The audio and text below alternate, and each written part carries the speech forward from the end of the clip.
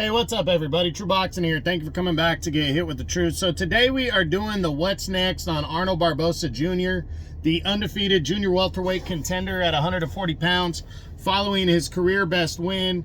And 10-round unanimous decision over Jose Ramirez, the former unified champ, on the Latino Night DAZN card that took place on November 16th as part of Riyadh season. Now, before we get into that, if you could smash the like button, leave a comment, or subscribe to the channel, I really do appreciate any and all support that I can get as I continue to build my channel here. So, it was, as I said in my recap video on that fight, it was a solid win for Barboza. Definitely his best opponent, toughest opponent. I felt like it could have been more, and I was disappointed that it was only a 10-rounder, but he got the win, and he won, about six, 7 rounds out of the 10. You can't take that away from him. He got the victory. It was kind of uneventful, in my opinion. But he got the win, and now the big question is what's next for Arnold Barboza Jr. So we're going to start with the champions and see if he has a shot at any of them. Starting with Alberto Puello, the WBC champion. No chance here. Puello's fighting Sandor Martin next in a mandatory fight. After that, it's going to be up in the air, but that fight's not going to take place until what looks like March. He's probably going to be part of the Tank Davis Lamont Roach undercard. So doesn't look likely that Barboza, who's also a DAZN Golden Boy guy, will fight a PBC champion next. Then there's Jose Valenzuela. Well, Valenzuela looks like he's either going to be making a mandatory against Andy Hiroka, or he could be fighting Gary Antoine Russell, also on the Tank undercard from what it's looking like. He's also a PBC champion. If he doesn't fight Isaac Cruz next, he's going to fight a mandatory or Gary Antoine Russell, from what it sounds like. So Barboza wouldn't be in that mix. He's not even ranked in the WBA anyways. Then the IBF champion is Liam Paro. Barboza's actually ranked number 4 over there. Paro's fighting Richardson Hitchens in December. So potentially the winner could fight Liam Paro, but I think Eddie Hearn would rather have him fight one of his guys next, like a DAZN Matchroom guy, instead. But like a Jack Catterall. But as we get to Jack Catterall, we talk about the WBO title. We'll get back to Jack Catterall in a minute. We look at the WBO title in Teofimo Lopez. Now, Arnold Barboza locked down his number 1 spot with the win, but the WBO still did not order Barboza to fight champion Teofimo Lopez. Surprisingly, because Barboza's been the number 1 contender for like over a year now. So I don't know why they're not ordering Lopez to make a mandatory when Lopez was the last mandatory in June of last year when he fought Josh Taylor. So I don't know why he's been allowed to make, I think, 2 optional defenses now, and they're not ordering him to make a mandatory defense. I don't know why, but they're not.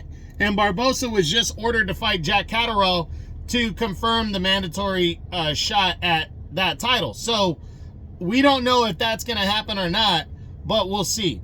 But it's going to be interesting what Barboza does next, because if he does not fight Jack Catterall, is the WBO going to force him to fight the next highest rated contender, which is Alfredo Santiago?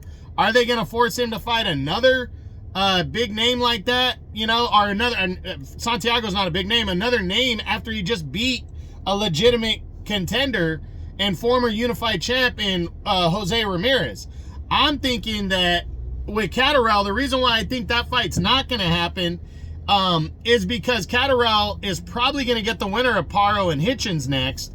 So why waste his time with Arnold Barboza unless he just wants to lock down a mandatory shot against somebody, against Lopez or Paro? But that's the thing. I think Catterall's already there. He's already got a leg in. The winner of Paro and Richardson Hitchens are both the zone matchroom guys, as is Catterall. So Catterall's already recorded 2 major wins here. Why does he need to go after another one, you know, before getting his title shot when he's got a title shot right there? I think Catterall is going to pull out of the mandatory eliminator to get in line for Teofimo Lopez. And Barboza, I'm not sure what he does after that. Does he fight the number 3 contender, Alfredo Santiago? Does he try to become the IBF mandatory and take on somebody tougher? I really don't think, from what I've seen with Barboza, that he's got, with him having a number 1 shot, I don't think he's going to risk it too much, especially after beating Jose Ramirez. So he might take a low-level guy to become the official mandatory to Teofimo, or maybe he'll get Teofimo next. Maybe Teofimo will just go fight him now if Catterall, especially if Catterall passes on a final eliminator. Maybe Teofimo will be like, hey, I can beat this fucking guy. I'll fight him. And hopefully they can get it together. So in terms of a title shot, I don't think he has a chance really against any of the guys except for Teofimo Lopez. I think that's his best chance. Maybe there's an outside chance of Liam Paro or Richardson Hitchens, the winner of that fight. But again, I think Jack Catterall is going to block that because he's a DAZN matchroom guy, and Eddie Hearn wants to get his guy a title shot with his champion, whether it's Paro or Hitchens. He wants to get his guy a title shot. So I really believe that's going to be what happens. I do think there's a chance he gets a title shot, or at the very least, he fights this Alfredo Santiago or one of the other guys ranked in that to become the mandatory challenger at Lopez. But what I'm hoping for is he finally gets his shot at Teofimo Lopez and proves himself on the world title level. So we'll see what happens, but that's it. That's what I got. That's my what's next on undefeated junior welterweight contender Arnold Barboza Jr. following his 10-round unanimous decision over former unified champion Jose Ramirez as they fought on the Latino Night DAZN card as part of Riyadh season on November 16th. I hope you enjoyed the video. If you did, smash the like button, leave a comment, or subscribe to the channel. I appreciate any and all support. This is True Boxing, and you've been hit with the truth.